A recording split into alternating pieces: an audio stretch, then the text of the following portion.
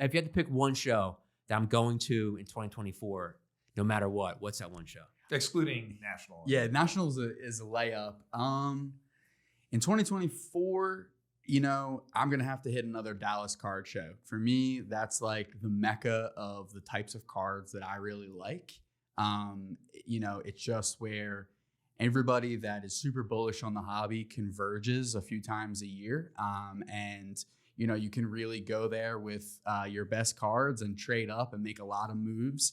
And like I've set up there as a vendor as well as a collector, but just as somebody walking around not having a table, I've done more business at the trade night from 6 p.m. to 2 a.m. than at some shows where I'm set up for 3 days. That's the type of like volume and just like bullishness, for lack of a better word, of all the people that attend the Dallas show. So it's kind of like, you know, going to like a cult event or something for cards, because everybody there loves it and they believe in it long term, and you'll find somebody to, you know, kind of purchase your high end card. Ted, what show sticks out for you? The Brotherly Love Card Show. It's Alex show. I think the one that I probably enjoyed the most, was like most surprised by, was Burbank Card Show, which I still think is relatively new, right? Like they're only on like their second. Well, they're new in the big, like, you know, I think they're now coming up. It'll be in Anaheim, so they're leveling up. Yeah, I mean, I'm psyched to go back to Burbank. I thought that show was pretty awesome. It was big. It was diverse.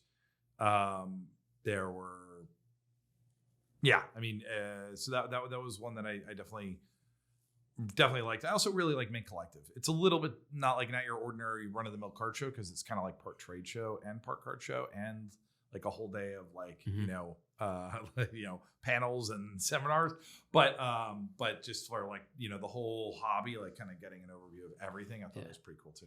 I personally loved the Mint Collective, especially from a content point of view, because so many people, the B2B relationships were kind of cool. And just seeing everyone like kind of just, you know, the Mint Collective was a card show, but at the end of the day, it wasn't.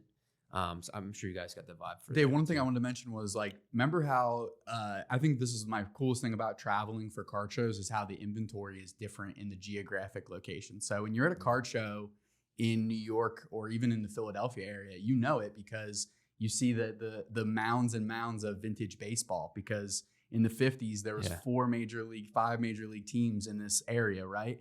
And when you go out, when we were at Burbank, I noticed way more wrestling, non-sports, pop culture type of influences kind of impacting the showcases. Yeah. And Dave, I know you would like had more success kind of with your wrestling cards out at Burbank. Yeah. So, I mean, finding dealers that buy and sell wrestling cards is extremely difficult in 2023 at card shows. I don't know why, but when I find someone, I'm like, Joe, Sarah, Pete, you're my person.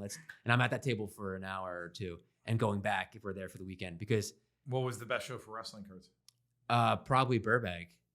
Which way? I got a question for Alex. Did you make more money at Dallas or Burbank?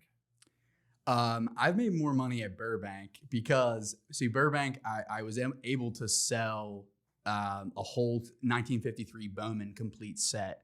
So that was kind of like a one-off big deal. But the transaction volume at Dallas was higher. So also different times of the market, you know, like if your inventory matches with what's super hot, like if you have nothing but football cards and it's August 15th, like that's going to go really well for you. But if you're strictly a basketball collector and it's August 15th, like it might be slow show. So, you know, it's all about kind of matching to the right moment in time, and that usually affects sales. But transaction volume, Dallas, but in terms of revenue, that Burbank show was huge because of that one sale. Prime example too, what you mentioned about like in the moment, I sold 3 Topps Chrome LeBron rookie cards, PSA 9, 7, 8, and a 7.